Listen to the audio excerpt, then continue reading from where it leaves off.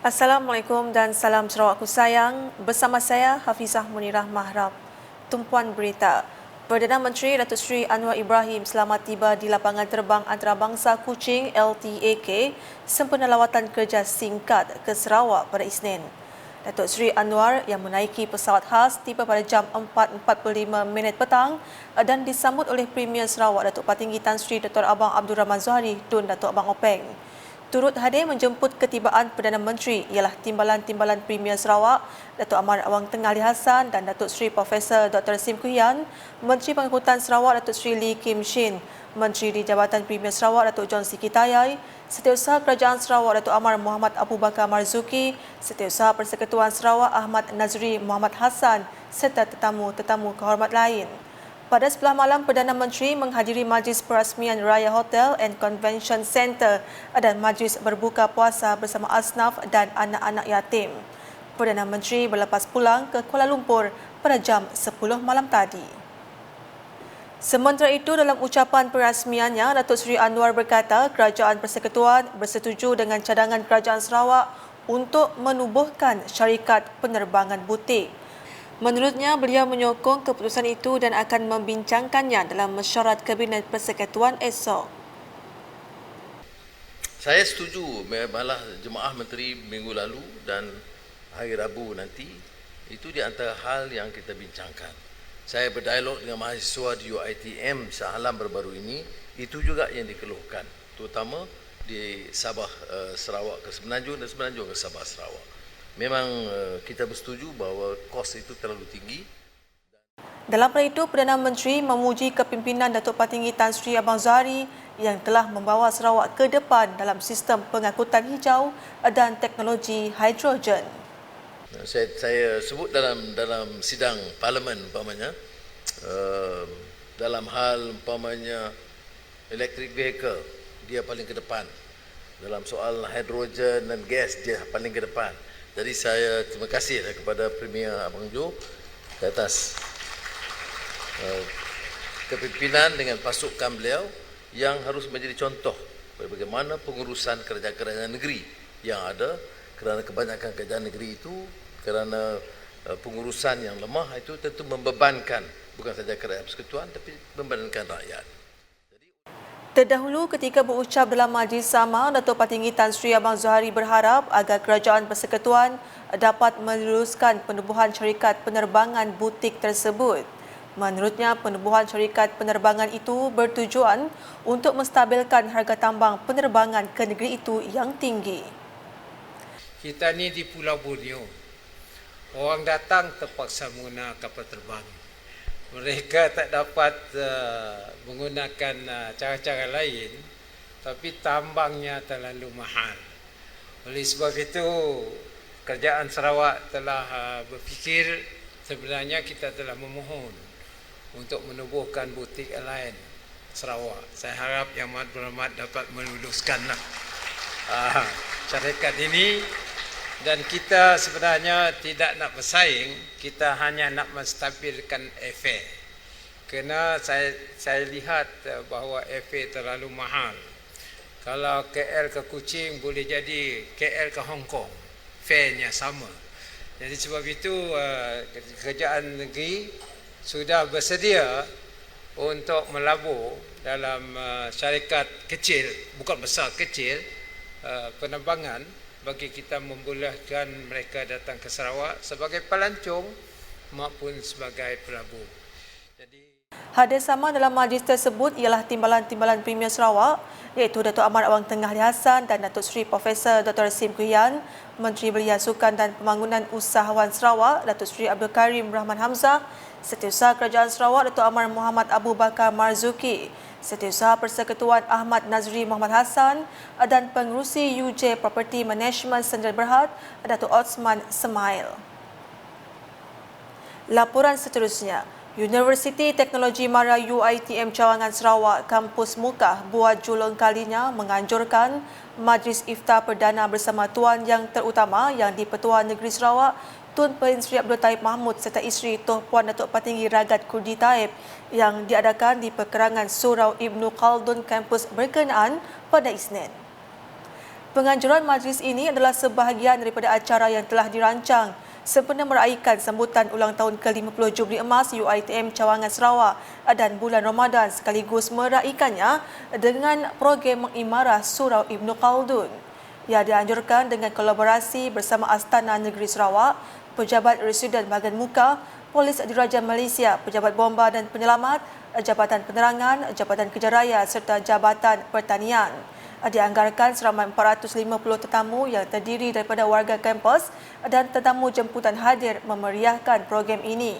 Antara yang hadir Timbalan Menteri di Pejabat Premier Sarawak, Hal Ehwal Korporat, Penerangan dan UKAS, merangkap Ahli Dewan Undangan Negeri Adun Semop Dr. Abdullah Saidul, Adun Talian Royston Valentine dan Rektor UiTM Profesor Datuk Dr. Jamil Hamali serta isteri Datin Marilyn Edna Peru. Pengisian aktiviti antaranya penyerahan sumbangan kepada golongan kurang bernasib baik sama ada di kalangan pelajar maupun masyarakat di sekitar muka, serahan zakat kepada pelajar UiTM Cawangan Sarawak, kampus muka dan sumbangan kepada pelajar daripada Ragat Foundation. Penyerahan sumbangan disempurnakan oleh Tun Puan Sri Abdul Taib serta Toh Puan Datuk Patinggi Ragat. Majlis ini juga menyaksikan penyampaian sumbangan daripada pihak Astana Negeri kepada 50 asnaf dari sekitar kawasan Muka, Balingian, Dalat, Igan dan Oya dengan jumlah keseluruhan bernilai RM12,500, manakala sumbangan kepada 50 pelajar UiTM Cawangan Sarawak dengan jumlah keseluruhan sebanyak RM10,000. Turut disampaikan sumbangan cek daripada pihak Majlis Islam Sarawak kepada wakil masjid dan surau di sekitar bahagian muka berjumlah keseluruhan RM158,000. Manakala sumbangan daripada pihak Lembaga Amanah Kebajikan Masjid Setia Raja Muka kepada wakil masjid dan surau di sekitar muka dan Balingian berjumlah RM85,000.